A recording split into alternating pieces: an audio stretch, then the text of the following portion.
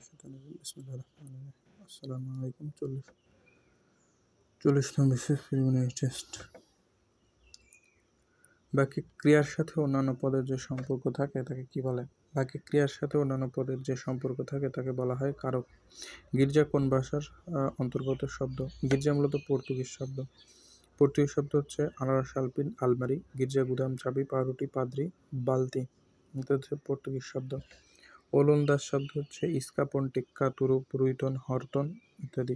পাঞ্জাবি শব্দ চাহিদা, শিখ হলো পাঞ্জাবি শব্দ।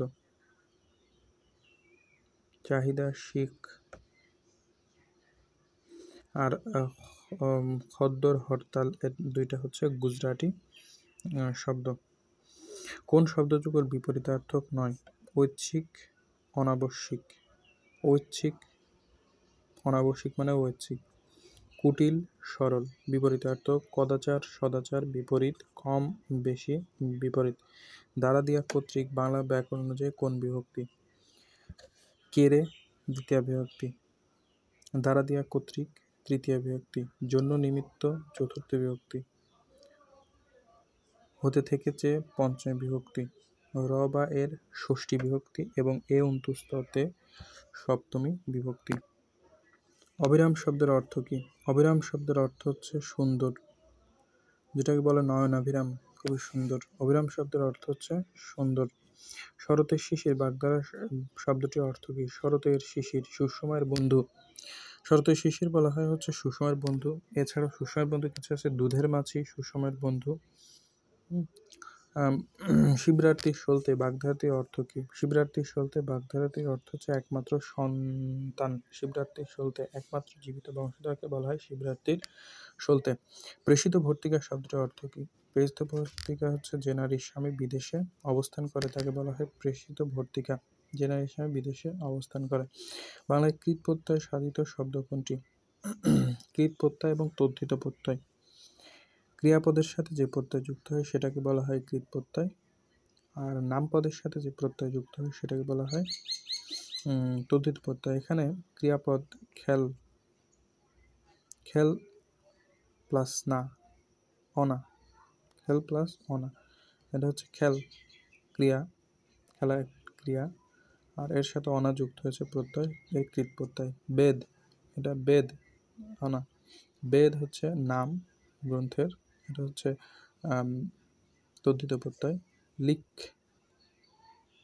লিখ এটা লেখা হচ্ছে ক্রিয়া, কিন্তু লিখ হচ্ছে এটা তদ্ধিত প্রত্যয় হবে। কার, এটা তদ্ধিত প্রত্যয়, নটকৃত। অ্যাটাস্টেড এর বাংলা পরিভাষা কোনটি? অ্যাটাস্টেড এর বাংলা পরিভাষা সত্যায়িত, প্রত্যয়িত দুইটাই হয়। Bangla English Bangla dictionary, Bangla academy English Bangla dictionary অনুযায়ী এটা সত্যায়িত, প্রত্যয়িত দুইটাই দেওয়া আছে। কোনটি শুদ্ধ বানান? প্রজ্জ্বল, পরফলা ওকার জয় জয় ব ল, প্রজ্জ্বল। জ্যোৎস্না কোন শ্রেণীর শব্দ? জ্যোৎস্না, শ্রাদ্ধ, বৈষ্ণব, কুৎসিত। এগুলো হচ্ছে অর্ধতৎসম শব্দ। অর্ধতৎসম শব্দ হচ্ছে জ্যোৎস্না, শ্রাদ্ধ, বৈষ্ণব, কুৎসিত। এই শব্দ হচ্ছে ডাব, ডাঙর, ডাব, ডাগর, ডিঙ্গি, ঢেকি, টোপর, গঞ্জ, কুলা, চোঙ্গা ইত্যাদি। তৎসব হচ্ছে মানুষ্য, ধর্ম, পাত্র, মানুষ্য, ধর্মপাত্র, সূর্য, নক্ষত্র, ভবন। জিজিবিষা শব্দটি দিয়ে কি বোঝায়?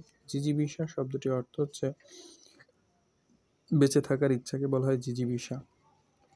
বেঁচে থাকার ইচ্ছাকে বলা হয় জিজিবিষা, বেঁচে থাকার ইচ্ছা। শোনার ইচ্ছা হচ্ছে জিজ্ঞাসা, হত্যার ইচ্ছা জিঘাংসা, জয়ের ইচ্ছা জিগীষা।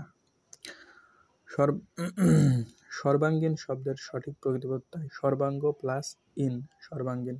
সর্বাঙ্গ প্লাস ইন, সর্বাঙ্গীন। সর্বাঙ্গ প্লাস বিষয় হচ্ছে বেঁচে থাকার ইচ্ছা। সর্বাঙ্গীন শব্দের সঠিক সর্বাঙ্গ প্লাস ইন। অন্যের রত্ন থেকে চুরি করাকে বলা হয় কি? কুম্ভলিক বৃত্তি। রচনা থেকে চুরি করাকে বলা হয় কুম্ভলেখ বৃত্তি, যেটাকে ইংরেজিতে বলা হয় প্লেজারিয়াজম। উনানাব শব্দটি দিয়ে কি বোঝায়? উনানাব শব্দটিতে বোঝা হচ্ছে মাকড়াসা। উনানাব হচ্ছে মাকড়াসা। চর্যাপদে কোন ধর্মতে কথা আছে? চর্যাপদে মূলত বৌদ্ধ ধর্মতে কথা আছে। এটি বৌদ্ধ সহজিয়াদের আহ, আহ, একটি সাহিত্য। এটি উল্লেখিতের মধ্যে কে প্রাচীন যুগের কবি নন? কানহোপা চর্যাপদের কবি। সব থেকে বেশি পদ রচনা করেছেন এই কানহোপা। লুইপা চর্যাপদের কবি, যিনি 2টি পদ রচনা করেছেন। শান্তিপাদ ও চর্যাপদের কবি। রমণীপাদ এটি হচ্ছে চর্যাপদের কবি নয়।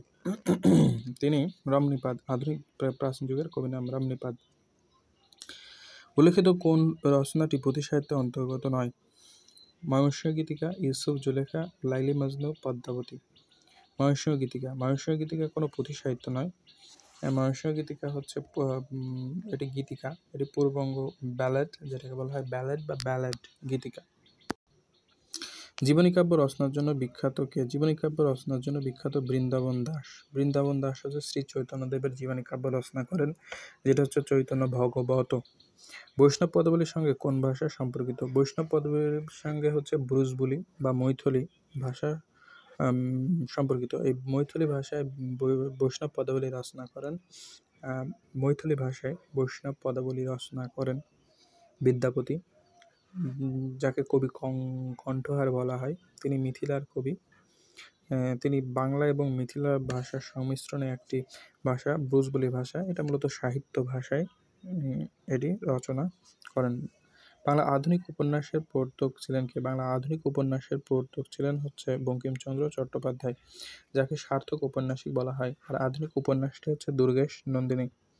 প্যারীচাঁদ মিত্র বাংলা সাহিত্যের প্রথম উপন্যাসিক। তার উপন্যাস হচ্ছে আলালের ঘরের দুলাল। রবীন্দ্রনাথ ঠাকুরকে বলা হয় বাংলার ছোট গল্পের জনক। ঈশ্বরচন্দ্র বিদ্যাসাগর হচ্ছে জ্যোতিচিহ্নের জনক এবং বাংলা গদ্যের জনক বলা হয়। কিন্তু আরম্ভের পূর্বে আরম্ভ আছে। সন্ধ্যাবেলা দ্বীপ জ্বালার আগে সকালবেলা সলতে পাকানো লাগে। বাক্যদ্বয় কোন রচনা থেকে উদ্বুদ্ধ? এটি যোগাযোগ। রবীন্দ্রনাথের যোগাযোগ কাব্য থেকে রচনা। রবীন্দ্রনাথের যোগাযোগ যোগাযোগ উপন্যাসের প্রথম অধ্যায় থেকে নেওয়া হয়েছে এই বাক্যাংশটি। কিন্তু আরম্ভের পূর্বে আরম্ভ আছে, সকালবেলায় সন্ধ্যাবেলায় দ্বীপ জ্বালার আগে সকালবেলা সলতে পাকানো লাগে। মুক্তিযুদ্ধভিত্তিক উপন্যাস কোনটি? মুক্তিযুদ্ধভিত্তিক উপন্যাস হচ্ছে একটি কালমের কথা। একটি কালমের কথা, এটি তারাশঙ্কর বন্দ্যোপাধ্যায়ের একটি মুক্তিযুদ্ধভিত্তিক উপন্যাস। কালো বরফ উপন্যাসটির বিষয় কি? কালো বরফ উপন্যাস হচ্ছে দেশভাগ। এর মূলত মাহমুদুল হকের, কথাসাহিত্যিক মাহমুদুল হকের কালো বরফ উপন্যাস। এই উপন্যাস মূলত দেশভাগের কাহিনী নিয়ে বর্ণিত আছে। ঢাকা প্রকাশ সাপ্তাহিক পত্রিকার সম্পাদককে? ঢাকা প্রকাশ সাপ্তাহিক পত্রিকার সম্পাদক কৃষ্ণচন্দ্র মজুমদার। ঢাকা প্রকাশ সাপ্তাহিক পত্রিকার সম্পাদক ছিলেন। জীবন স্মৃতি কার রচনা? জীবন স্মৃতি হচ্ছে রবীন্দ্রনাথ ঠাকুরের রচনা জীবন স্মৃতি। আর ঈশ্বরচন্দ্র বিদ্যাসাগরের আত্মচরিত। ঈশ্বরচন্দ্র বিদ্যাসাগরের আত্মজীবনীমূলক গ্রন্থ, যেটাকে বলা হয় আত্মচরিত। রোকেয়া সাখাওয়াত হোসেন ছিলেন নারী আন্দোলনের পথিকৃৎ। তার উল্লেখযোগ্য গ্রন্থ হচ্ছে মতিচুর, অবরোধবাসিনী, পদ্মারাগ, সুলতানার স্বপ্ন। বিভূতিভূষণ বন্দ্যোপাধ্যায় পথের পাঁচালী, অরণ্যক, ইসামতি।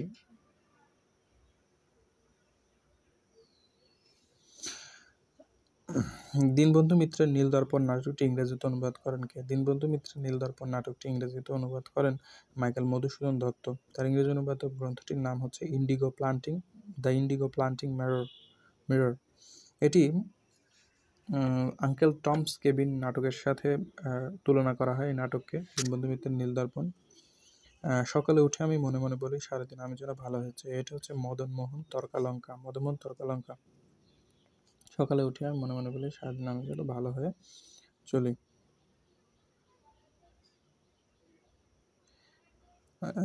তার আরও কিছু উক্তি আছে, যেমন পাখি সব করে রব রাতি পোহাইল, কানে কুসুম করি সকলেই ফুটিল। এছাড়া তার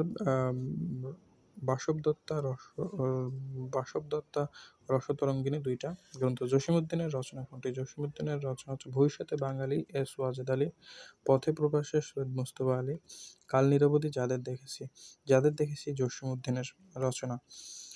কাল নিরবধি এটা কাল নিরবধি অন্নদাশঙ্কর আনিসুজ্জামান কাল নিরবধি আনিসুজ্জামান পথে বসে ভ্রমণকাহিনী অন্নদাশঙ্কর রায়। মুস্তফা কিন্তু মানুষ কখনো পাষাণ হয় না উক্তিটি কোন উপন্যাসের? কিন্তু মানুষ কখনো পাষাণ হয় না উক্তিটি বঙ্কিমচন্দ্রের রাজসিংহ উপন্যাসের। কিন্তু মানুষ কখনো পাষাণ হয় না বঙ্কিমচন্দ্রের রাজসিংহ উপন্যাসের। এটি বঙ্কিমচন্দ্রের রাজসিংহ উপন্যাসের। তিনি বলেছেন, মানুষ কখনো পাষাণ হয় না, নয়নবর্ণীয় বুঝি জ্বালিয়াছিল এর শেষ বাক্য।